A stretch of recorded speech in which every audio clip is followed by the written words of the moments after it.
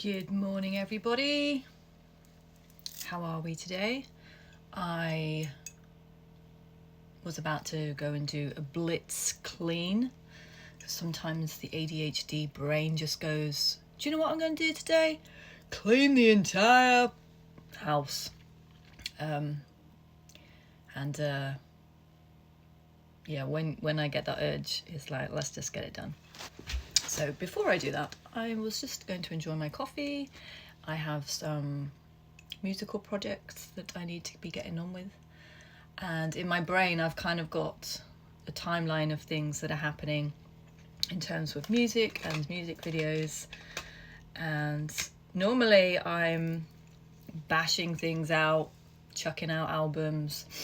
This time I'm being a bit more strategic in my actions and taking my time, planning things out a little bit more, and yeah, we'll see what comes from that. However, having my coffee, do you like my mug? My son-in-law bought me this, very cool. The sun card, the eye, very me. Anthropology, I do love an anthropology mug. Anywho, I felt Spirit say just hop on here and start talking, and never really know what I'm going to talk about, so your guess is as good as mine. Although I do have a vague idea. And it kind of goes along the lines of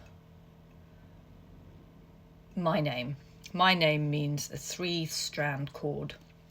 So they talk about in the Bible, there's a quote that says a 3-strand cord cannot be easily broken, meaning if you have one thin thread,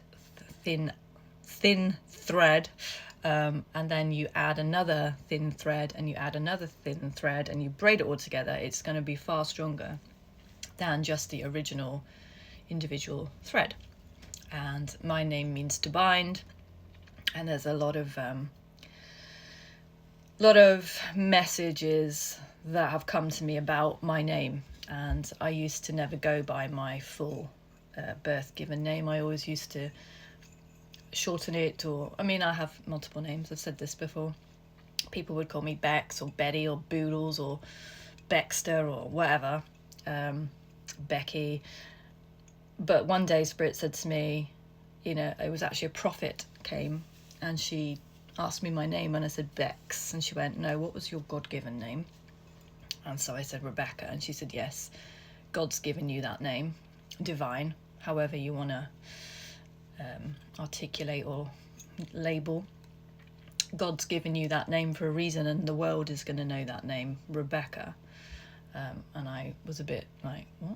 Anyway, so that has I started calling myself and introducing myself as that name. And sometimes there's meaning behind our names, and there's a weight, there's a purpose, there's symbolism behind why we're called what we're called. And so I started going by that because it literally means to bind. And I've had many visions where I'm binding heaven on earth. That is part of what I do. And if you've been following me, as I've said recently, sometimes I find the weight of living in this materialistic, so disconnected world very heavy. I can find it very difficult.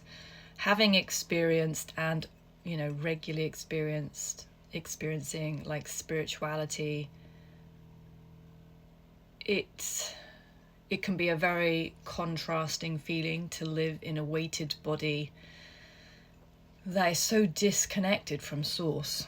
And I find I can't tolerate certain energies and certain conversations that just don't carry that signature code of being your full divine self.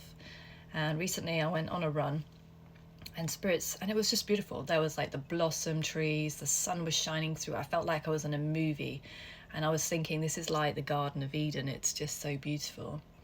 And Spirit said to me, that is where we go wrong. Like if you have experiences of spiritual life and you experience heaven, which I've experienced multiple times, and I can be out of my body traveling around and experiencing these most beautiful, amazing moments where I'm singing with angels. It sounds ridiculous, but I can be in other realms and experience things just in my waking day. People often say, oh, did you have to medicate? Yeah, we don't do that either. Did you have to meditate to get in that state? And it's like, no, it will just come. It's just part of life.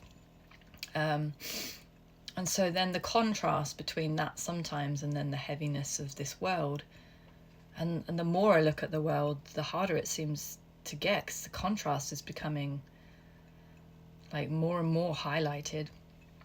And I've never been one for like following conspiracy theories and all that, but I find myself looking at stuff going, who are these people that are running this earth? Like, who told people that they own the sun, for example? Like at the moment there's this huge project going out, apparently, supposedly, where they're spending £66 million to limit the amount of sunlight that we get, apparently in the name of climate change. But the sun is it's a vital source of life, and it has effects on us hormonally. It has light codes. It has it induces our serotonin. It induces our happiness. And you can go to some of the places where they have the least amount of sun, and you'll find you've got the highest rate of suicide. And I'm thinking, who are these people that think that they have the right to control the elements? Anyway, I get cross and I get annoyed about things, and I'm like, who are these people playing God? Who are these people playing God, robbing us of an experience of just living as we should?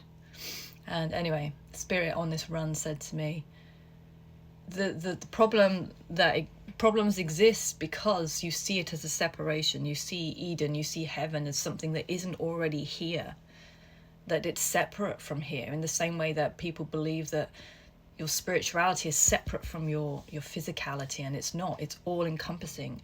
We're walking around as spiritual beings in a human experience, and sometimes we can think the human experience isn't spiritual, so therefore we try and separate it, and it can cause a lot of issues.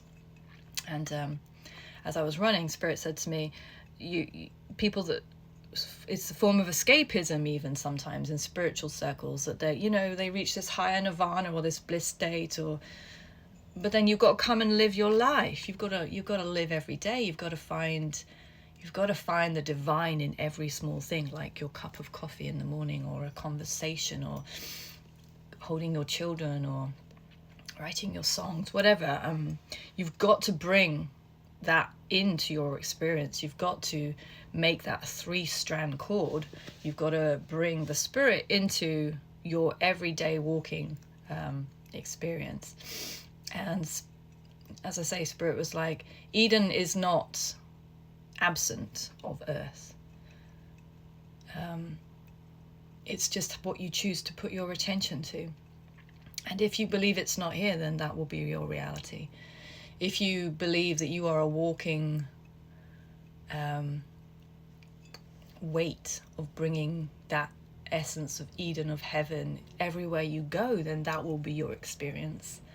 And I heard very clearly, anything that does not line up to what you know is true in your spiritual experiences of love, joy, peace, patience, goodness, kindness, faithfulness, bliss state, abundance, beauty, connection, anything that doesn't match that, you don't have to accept it. You have to believe and accept that all those things, those rites of passage, exist in your everyday, and watch your life light up. And then you won't have those heavy feelings, because there is no separation. It's what you choose to put your eyes onto. It's what you choose to bring attention to. I could spend every day going down a rabbit hole of conspiracy theories of how shit this world is going, and that is a truth, but I choose for it not to be the reality. I choose to bring change. Love you today.